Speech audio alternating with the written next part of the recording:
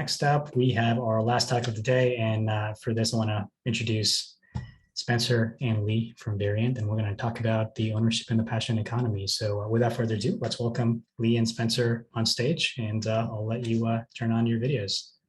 Hi. Hey there.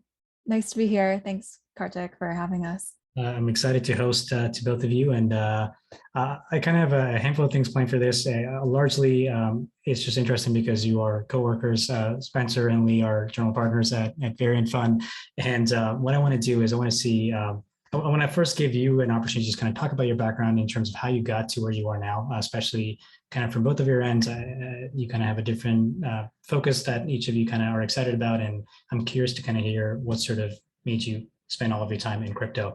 And I've been perhaps maybe we can start with Spencer here, and then we'll move on to Lee. Cool. Yeah, happy to. And thanks for having us. So yeah, I guess my crypto journey began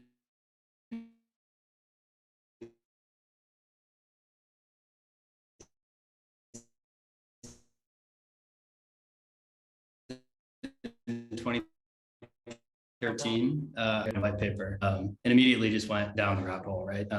Didn't have really anyone to talk to about it, so I started tweeting about it. And it was in 2014 where I started a Bitcoin on-ramp company. We were trying to make it easier for people to buy and sell Bitcoin like in physical locations.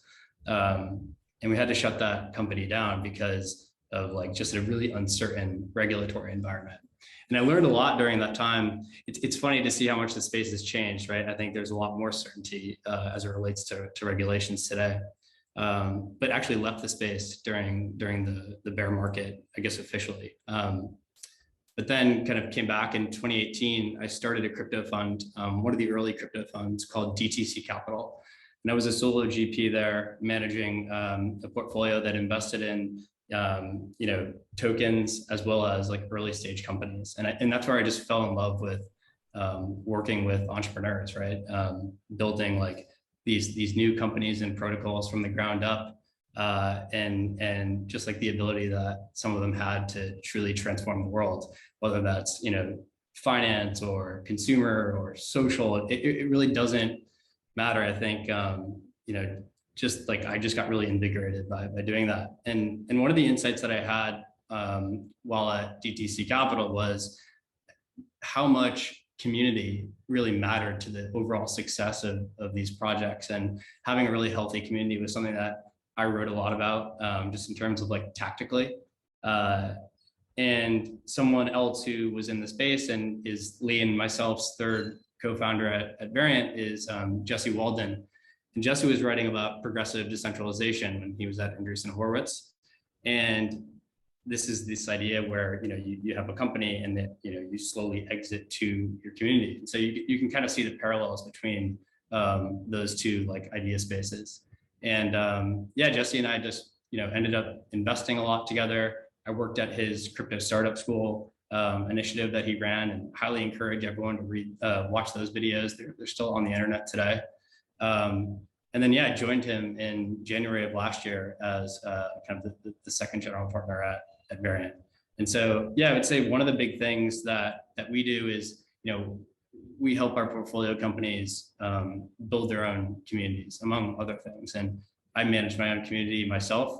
It's called Our Network, which I shameless plug. I hope everyone here subscribes to the newsletter. It's ournetwork.substack.com. And what it is, it's an on-chain analytics community that, each week we feature 4 or 5 projects in the crypto space that are doing innovative things, and contributors talk about them on like a fundamental basis, and use kind of on-chain metrics to tell a story about their health. And I would say that it's everyone in the ownership economy, and this is the fun thesis, and we can kind of get into it later with Lee, is an investor, right, in crypto.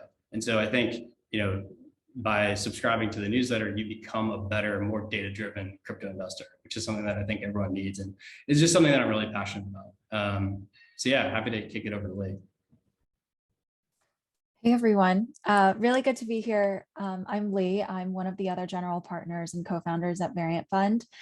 So my story and how I got into crypto, Well, it definitely was a little bit more belated than Spencer's story, but my background has been in consumer internet and consumer software for basically my entire career.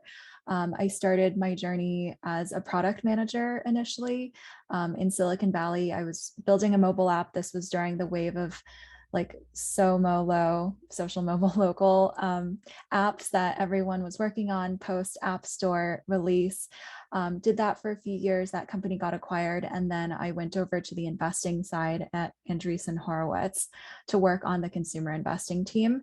And what initially I intended to be a 1 or 2 year stint before I went back to the product side ended up being really something that I fell in love with and I'm still working on today, which is investing. So I have a long history and background as a consumer investor, specifically in traditional marketplaces, social networks, professional networks, any sort of network effects product. And it's that story that then segues into my journey into crypto, which is that the through line of all of the investments that I had been working on for all of those years at my time at Andreessen were really around using technology to improve access to friends, access to other social connections, access to jobs and economic opportunity through being able to participate in a marketplace. And then I started investing in future of work consumer platforms through my own fund called Atelier Ventures in 2020 after I left A16Z. And it was there that I began to explore crypto as a tool to help turbocharge that thesis of technology to improve access. So I began to invest in crypto projects that help to enable people to pursue their passions and to earn from that. And found myself spending more and more time there, becoming more interested in crypto as a means to distribute ownership of the underlying platforms themselves, and felt that that was really the strong form of my thesis of the passion economy, of how people are able to earn a living through leveraging these new tools. And so Jesse and I, who have been colleagues before at A16Z, decided that our two theses of the ownership economy and the passion economy were really two sides of the same coin, and that we would be better as a team together collectively. And so I joined the team full-time in October, and now am focused a lot on the consumer side of crypto and really interested in new applications that can help accelerate mainstream adoption.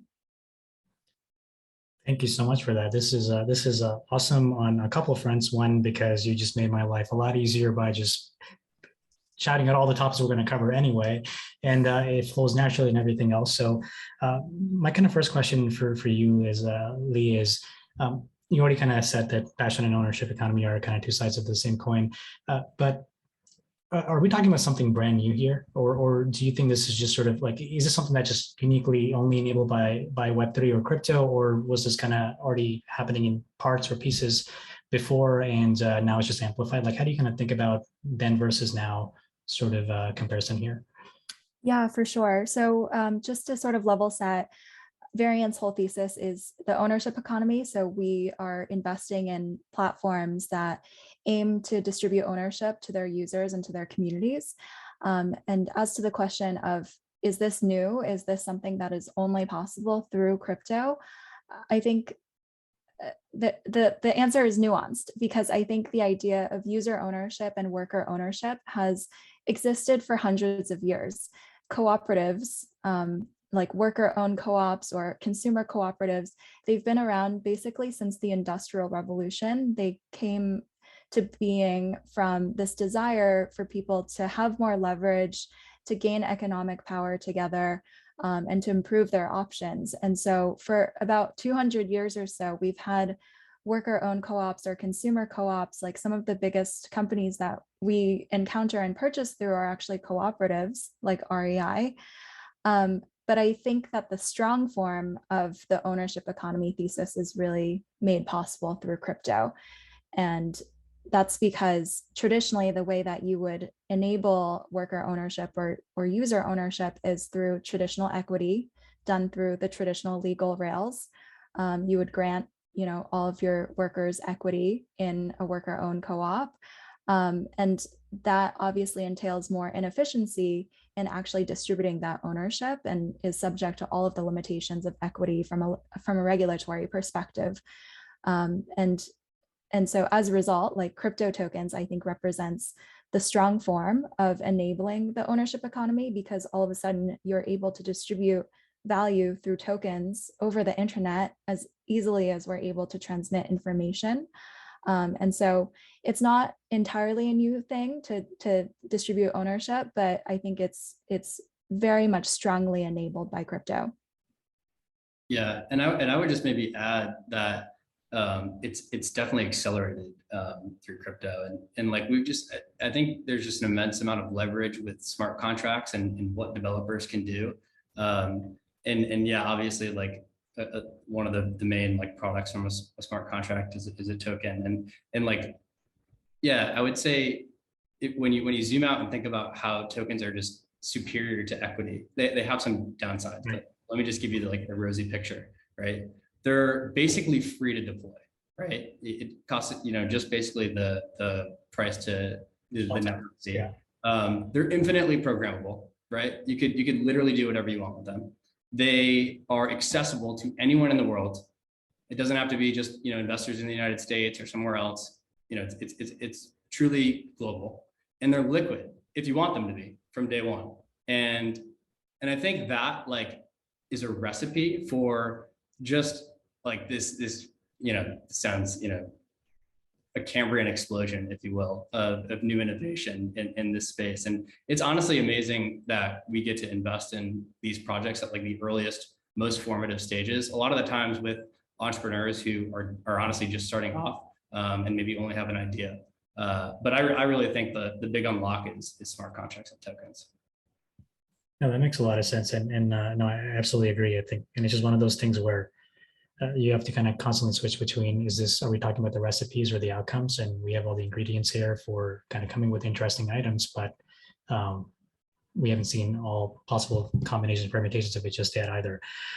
One kind of question I had for both of you, and I'll kind of start with Spencer, is that when we usually think about creator economy or kind of passion economy or ownership, which I think is a much better collective sort of superset of this, usually we're thinking about people who are artists or designers or YouTubers or people who just kind of have content creation as the core. But of course, that's not so the definition of a creator, or shouldn't be rather.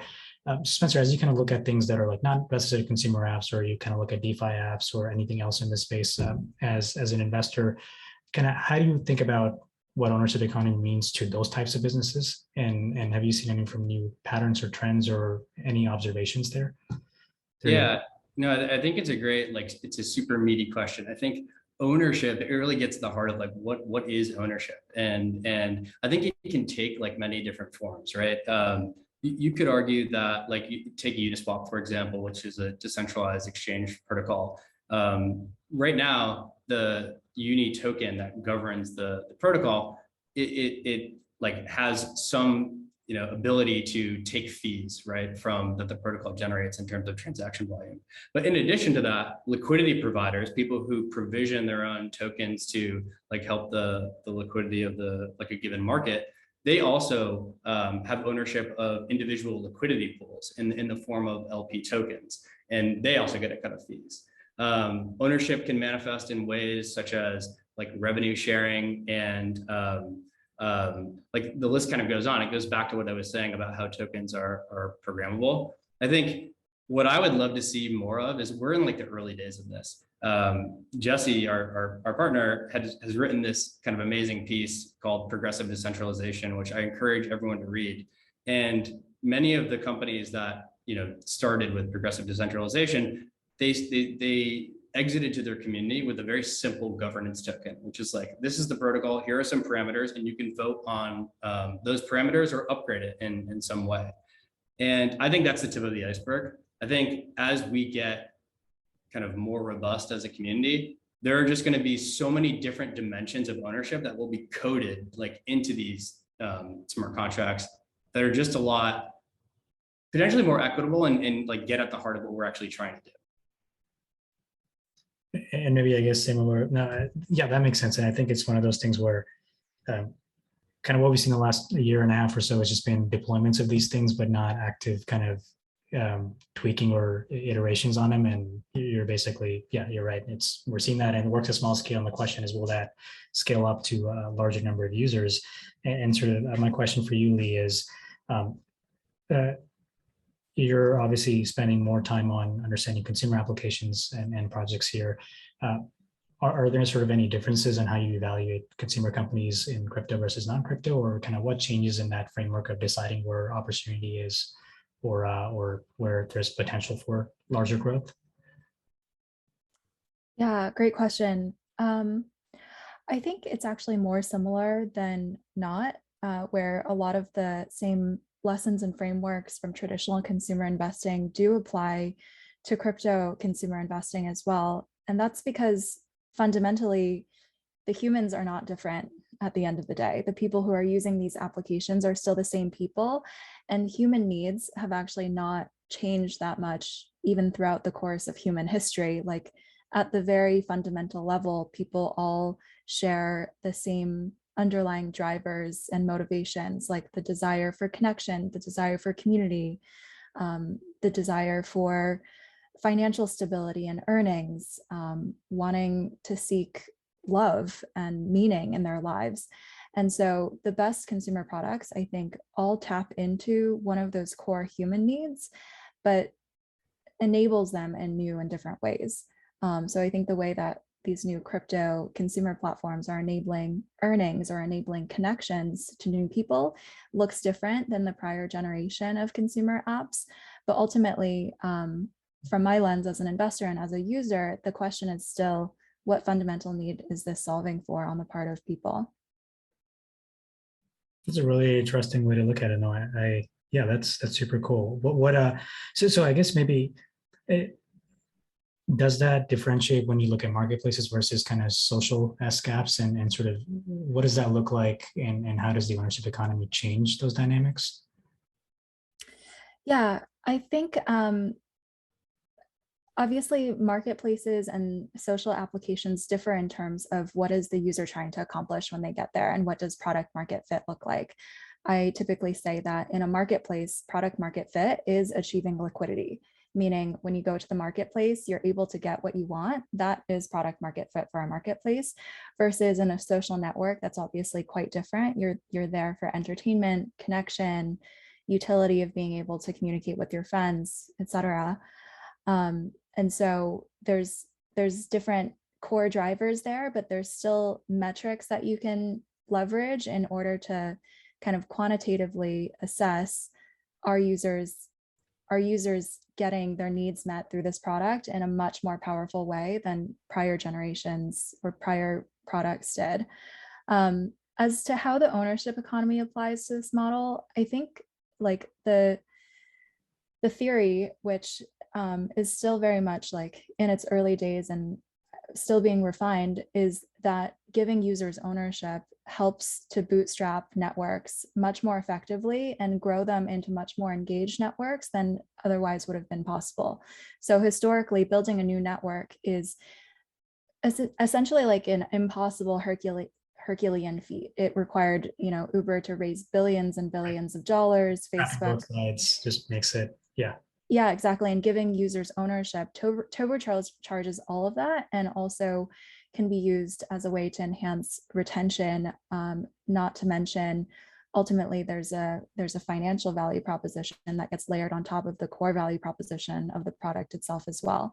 So I think all of those lenses taken together, it's really still about like how much value is being driven to users' lives by these new products, and ownership offers something new and different that is additive and incremental to the core product, but the core product still very much needs to work. That's extremely well put in, and that makes absolute sense. This is great.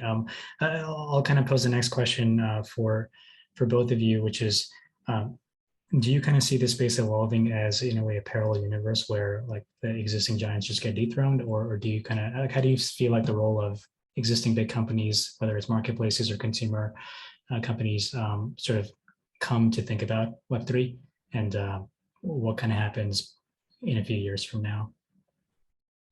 anyone can go. I don't have Yeah, sure. I can take a stab at this. So I've spent a lot of time like talking to executives and people who work at these Web2 giants and these network incumbents. I think they are smarter than we give them credit for sure. And I think they're going to be forced to respond in various ways. I think the key thing is that I think everyone is exploring or actively looking to integrate Web3 elements into their products. They're looking to add crypto as a feature into their existing products because they realize this is where consumers are going. They want to own NFTs. They want to showcase them. They want to be able to have like co-ownership of a community, et cetera. And so all of these Web2 networks are going to add crypto as a feature to their products, sort of akin to how Twitter added the hexagonal profile pictures. But at the same time, I think what they do in terms of fully leaning into the ownership economy is limited because they're not going to be able to offer the full spectrum of what ownership entails, which is, you know, ownership isn't just about owning a digital good and having it and being able to view it as an investment. It's also about responsibility and governance. And these incumbents are structured in such a way where they're limited in terms of the amount of governance rights they can actually confer to their users. And so I think if users value the whole spectrum of everything that is encompassed in ownership, I think the Web2 giants are going to be challenged in being able to fully meet that. anything to add, Spencer? Yes, it's super meaty topic, and I think it's like it's always helpful to look through like the lens of different industries. And I think I have like a different hypothesis for maybe like, you know, social media versus DeFi, for example, which I think like something like DeFi, we're going to see, you know, crypto.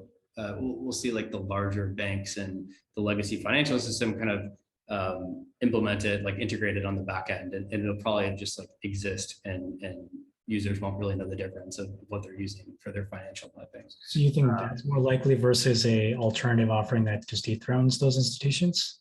I think it's probably a bit of both, right? And it kind of sort of depends on the product. And so, but I think the important part is like crypto is pushing the boundaries of what these like legacy institutions do. And that kind of, that's like universal to the entire space. At its core though, I think like the ownership economy represents like a new chapter, frankly, in like how we think about like operating internet companies. And I would argue that, well, at least our hypothesis as a fund is that the largest winners from here are going to be user-owned networks as opposed to like, you know, rent extracting companies. And we'll have to see if that gets proved out, but I think like some of the early signs are really encouraging. I absolutely agree. Want to kind of wrap this up and just ask one last question, and we can go in deep if you want to, but if you want to just list things, that works as well. It can be independent of the ownership economy too, but what are some kind of anywhere from ideas to projects you're excited about that you would either like to see or you would like to see people explore more? And I'll kind of put that in context, which is about 1,200 developers going to be building interesting things over the next 4 days. And anywhere from inspirations for like quick hack to quick improvements to potential businesses. What does that look like? Is there a wish list or things that you want to see more experimentation on? Spencer, do you want to take that? Yeah, I can fire up.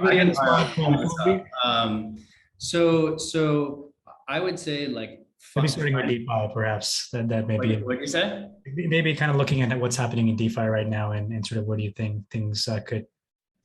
Yeah, so like historically in hackathons, there's been a lot of remixing, right? Like taking this and using it with that and like coming up with something. I think that's pretty cool. But I would love to see kind of more maybe experimentation in areas that we haven't had yet. An idea is like on token model. So one thing that I've been looking at is like Curve's VE token mechanics. And there's some really cool things that they do to incentivize liquidity through, you know, different gauges and voting. Like imagine taking that and like changing it, altering it in order to get like produce a different outcome that would affect the system. I think also like this idea of cross-chain applications, that really excites me. So imagine an NFT marketplace, the order book is on one blockchain that's super fast, and maybe like some other part is on Ethereum, which is like more secure. I think cross-chain is something that we should, like, we're definitely thinking about at Variant, and I know a lot of entrepreneurs are too. And then maybe if I have one more, I'm always a fan of like innovation around like NFTs in general, and like they're just fun, and like doing fun things with like the programmability of NFTs. NounsDAO is like a really interesting project that has this cool distribution mechanism, but I think there's like a bigger idea is maybe to work through there. Yeah, I'll just tag some more ideas onto that list. We've been very interested in the category of Web3 infrastructure.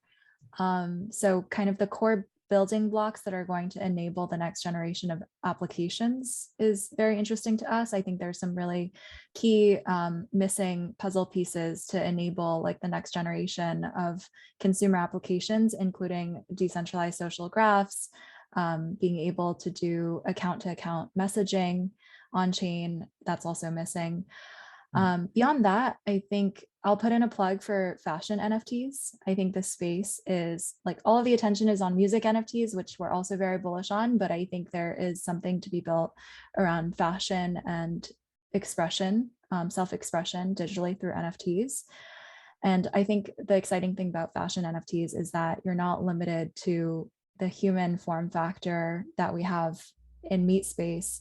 Fashion NFTs can look different than human fashion, I guess. I'm not even entirely sure what it could look like. You're referring to like the physical good piece of NFTs when you say fashion, is that correct? Well, definitely it can be not linked to the physical fashion, but it can also transcend like the way that we actually look physically. Like I refer to Twitter profile pictures as the first instance of digital fashion or fashion NFTs, actually, because they're essentially like adornment for this online profile that we all have. We don't change our outfits that often, but it's like one of the primary instances in which we can actually dress up our social profiles. I think there's going to be other places that we want to express ourselves and change our appearances in order to broadcast things about our identities or our communities. And then lastly, I'll say, I think the wallet space is super interesting, and there are probably going to be multiple winning wallets, perhaps designed for different demographics or different use cases. So excited to see more innovation there. That is an impressive, comprehensive list that I think gives definitely a couple hundred people good ideas to kind of explore. And no, this is amazing. Well, I think that's a perfect note to end on, unless Spencer, you want to add something? I was just going to say, both Lee and I are like, we're on Twitter all the time. We love connecting with entrepreneurs. If you're a hackathon participant and you want some feedback on your idea, no promises that we can get back to everyone, but like hit us up. Happy to give you feedback. And yeah, and anybody who wants to chat with them, you can also send me a note on Discord, and I'll be able to forward that request to them as well. So Lee, Spencer, thank you so much for giving your time and for this amazing chat. And we'll keep you posted on what comes out of the hackathon. Awesome. Thanks so much. Thanks so much. This was Good awesome. luck, everyone. See you, everybody. Bye.